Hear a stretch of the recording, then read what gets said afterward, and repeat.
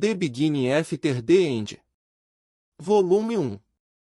Capítulo 3. Na frente. POV da Alice Levin. Arthur deve ser o bebê mais adorável, e não estou dizendo isso porque sou uma mãe amorosa. Não.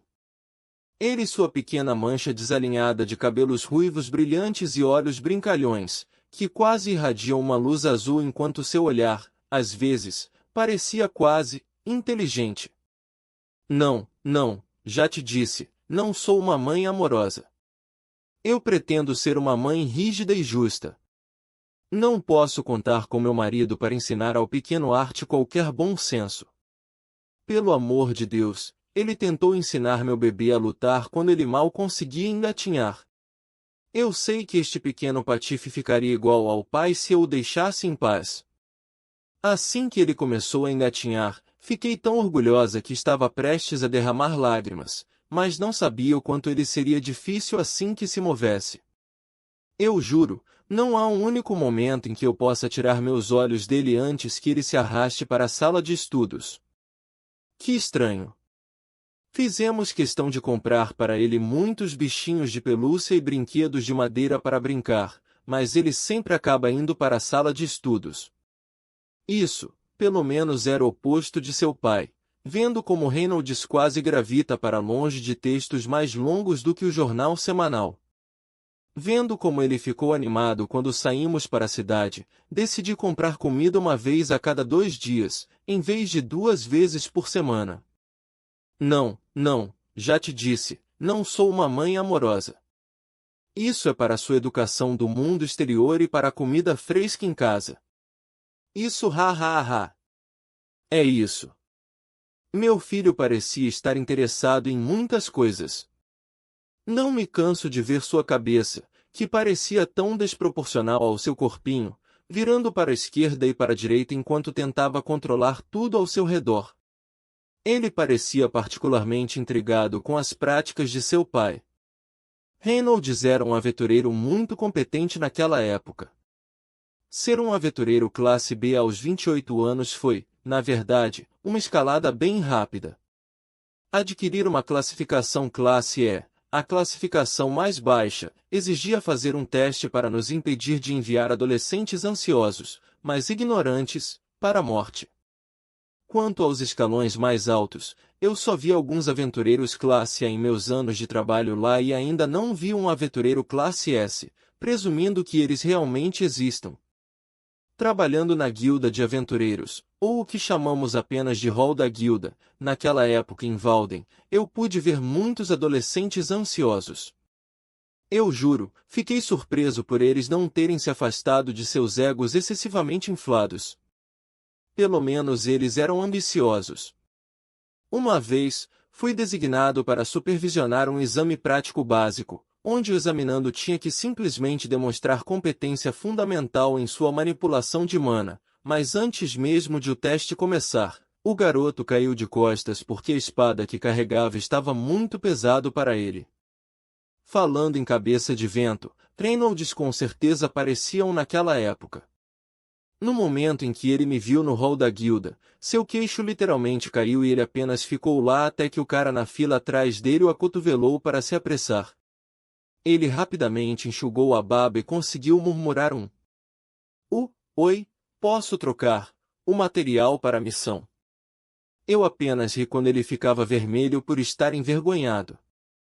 Ele conseguiu reunir coragem para me convidar para jantar e nós simplesmente nos demos bem a partir daí. Mesmo agora, não posso deixar de sorrir quando vejo seus olhos azuis caídos como se fossem de um cachorrinho olhando para mim. A arte de alguma forma acabou com nossos traços redentores, tornando-o muito mais adorável. Você deveria vê-lo quando eu tive que trocar suas fraldas. Não sei porquê, mas ele começava a ficar vermelho nas bochechas e cobrir o rosto com seus dedinhos minúsculos. Será que bebês de sua idade podem ficar envergonhados? O próximo marco que chegou ao meu diário do bebê, que é puramente para fins educacionais, a propósito, e não porque eu sou uma mãe amorosa, foi quando ele disse mamãe pela primeira vez. Ele disse mamãe. Eu disse a ele para dizer: Mamãe. Repetidamente, apenas para ter certeza de que não ouvi nada errado. Reynolds ficou de mau humor o dia inteiro porque Art disse: Mamãe. Antes de papai. Haha, eu ganhei. O resto do ano passou agradavelmente com meu filho ficando ao meu lado onde quer que eu fosse e frequentemente olhando pela janela para ver seu pai praticar depois do jantar. Estou feliz que Reynolds desistiu de ser um aventureiro e, em vez disso, assumiu o posto de guarda nas proximidades de nossa cidade.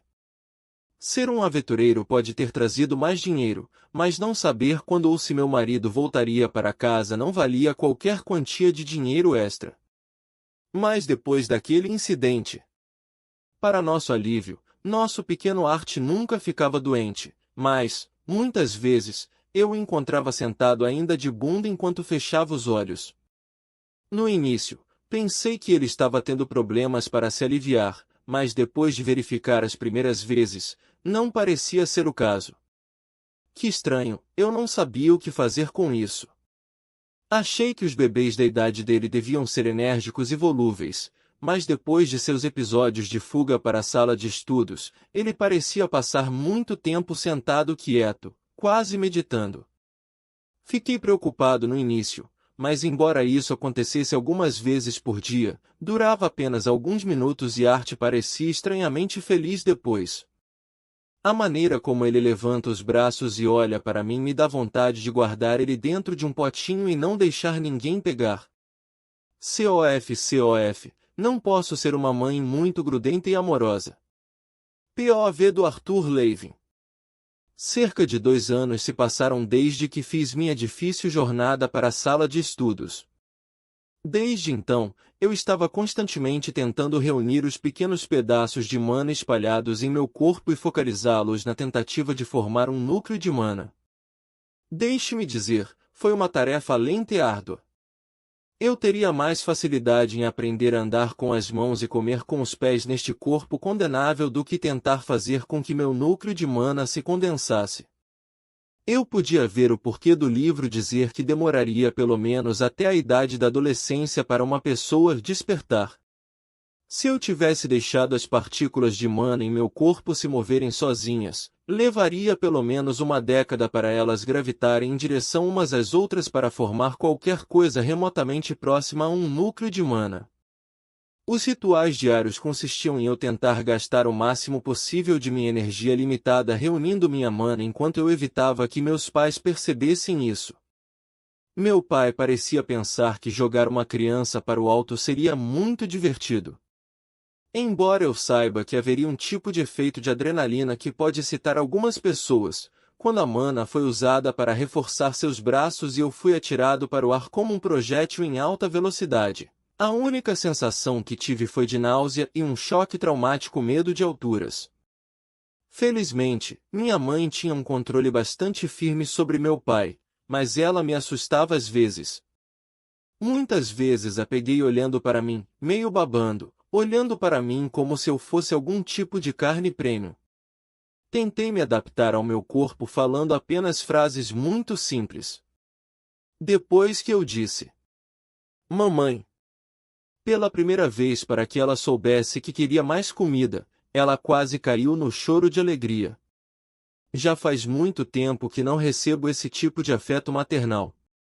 Desde então, eu me limitei a apenas tentar falar o suficiente para passar o ponto, sem necessidade de gramática. Além disso, o ritmo do meu treinamento era extenuante e lento, mas eu estava tendo uma vantagem muito grande em comparação com todos os outros, então não estava reclamando. Os últimos 2 anos não foram desperdiçados, pois finalmente reuni toda a minha mana em meu plexo solar e estava no meio da condensação de um núcleo de mana quando... Boom.